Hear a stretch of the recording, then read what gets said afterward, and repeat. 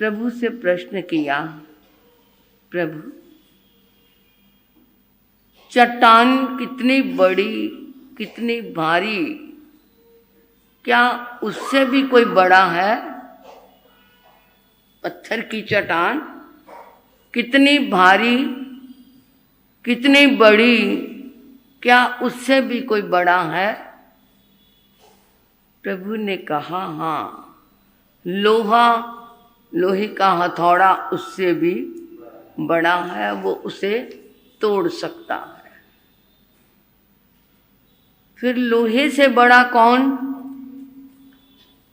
लोहे से बड़ा कौन? आग,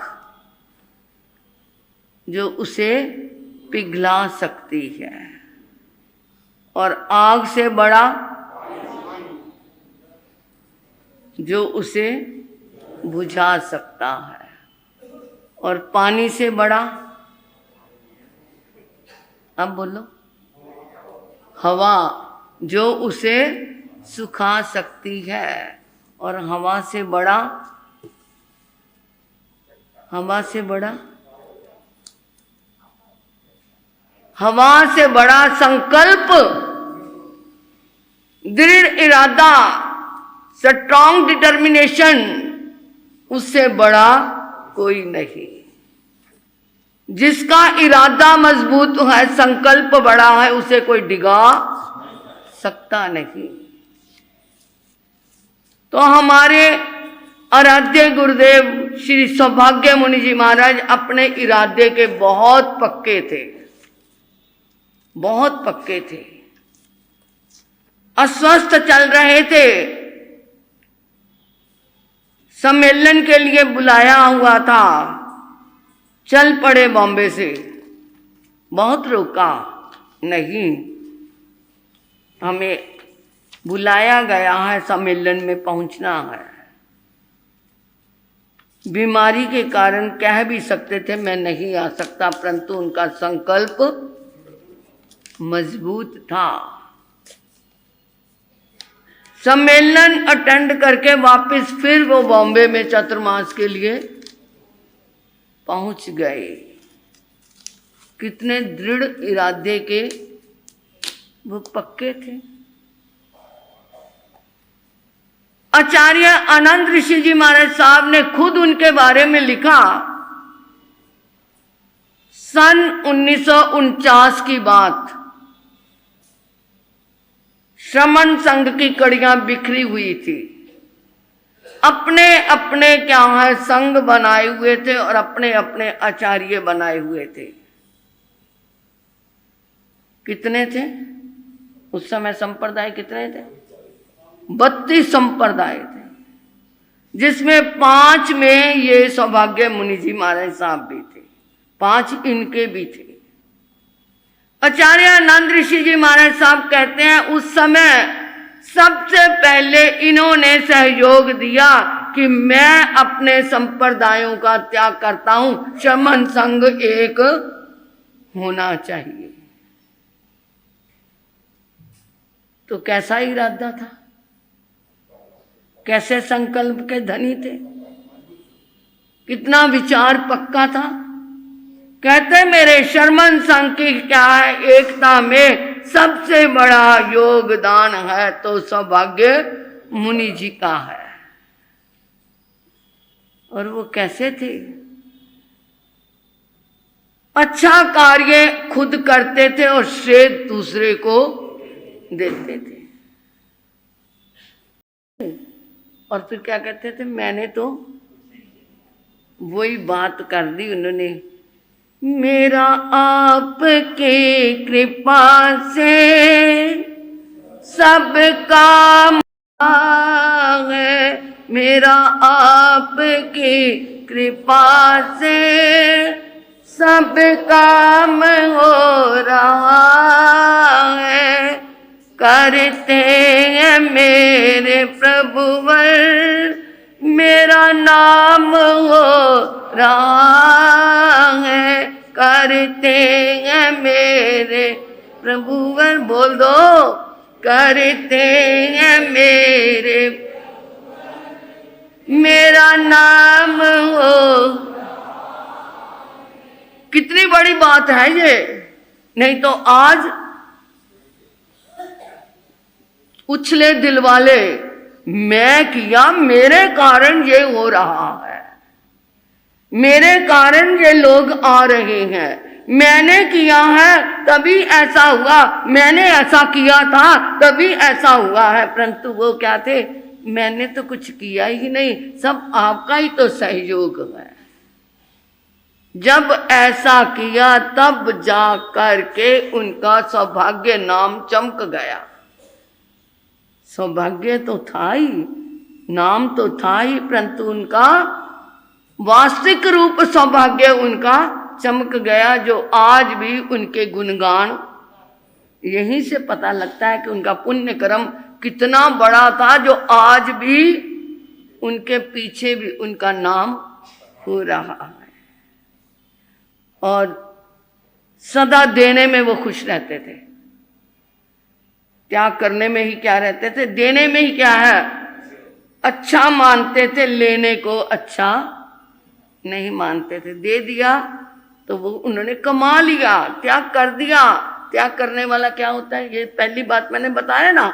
उन्होंने क्या किया, अपने संप्रदायों का त्याग किया, तो देने में ही वो क्या रहे, प्रसन्न रहे।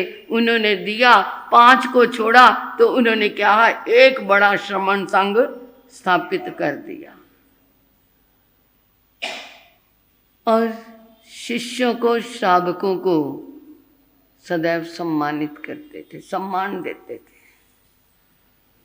बच्चे उन्हें बहुत प्यारे थे, जो बच्चे आते थे उनसे भी बात बड़े प्यार से करते थे।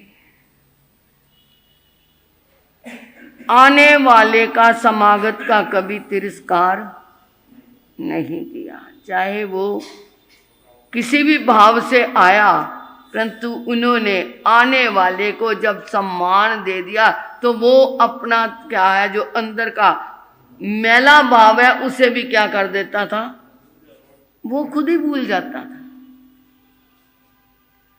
और बड़ा गुण क्या था, मधुर वचन। मैंने तो नहीं देखा, परंतु सुना जरूर है, क्योंकि 2007 का जब हमारा चातुर्मास इंदौर में था, तो उमेश मुनि जी महाराज साहब, जो उन्हीं के ही गुरु भाई, उनका भी चातुर्मास था। उस समय श्रमण संघ थोड़ा सा उसमें क्या आ गया था, विघटन आ गया था। कुछ पद के लोलपी लोगों ने उनको क्या है, आगे मोहरा बना दिया था।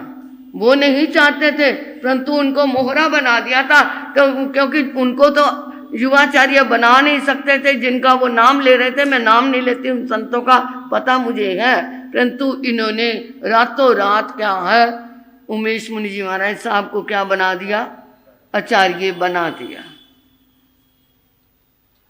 परंतु जब हमने 2007 में उनका भी चातुर्मास और हमारा भी चातुर्मास, मतलब हमें पता नहीं था, मैं तो बहुत छोटी थी, तो वो उन्होंने बेनती की, हमने बेनती मान ली, तो वहां जाके पता चला कि ये बेनती इसलिए की है कि उनके चौमासे के बराबर हमें महावीर भवन में बिठाना है। मैं कहा ये भाई कहाँ आसमान और कहाँ जमीन, मेरे को उनके बराबर में क्यों ले आए, मुझे बता तो देते, मैं कभी ना आती।